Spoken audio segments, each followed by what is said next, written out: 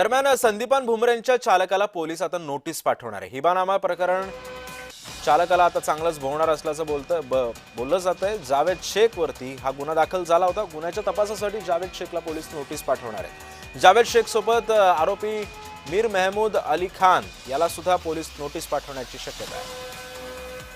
आणि या संदर्भामध्ये अधिक माहिती जाणून घेऊयात। माझा सहकारी विजय चिडे सध्या आपल्या सोबत आहे। विजय, संदीपान भुमरेंच्या चालकाला पोलीस आता नोटीस पाठवणार आहेत।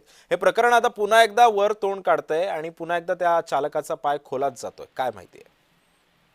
नक्कीच सिद्ध, जर बघितलं तर खासदार संदीपान भुमरे यांचा चालक हा जावेद शेख आहे। याच्यावरती हिबानामा केल्याप्रकरणी गुन्हा दाखल झाला होता। 2 दिवसापूर्वी हे संपूर्ण त्याच्या विरोधात गुन्हा दाखल झाला होता। त्यानंतर पोलिसांनी या संपूर्ण प्रकरणाची चौकशी केली। त्याचबरोबर या प्रकरणी परभणी येथील एका वकिलांनी फिर्याद दाखल केली होती। त्यांना देखील या चौकशीसाठी जे आहे ते बोलवण्यात येणार आहे। गेल्या 1 वर्षभरापासून जर बघितलं तर जावेद शेख याची चौकशी जी आहे ती सुरू असल्याचे पाहायला मिळते। या संपूर्ण प्रकरणात संदीपान भुमरेंचा हात असल्याचं बोललं जात होतं आणि त्यांच्यावरती आरोप देखील करण्यात आले होते।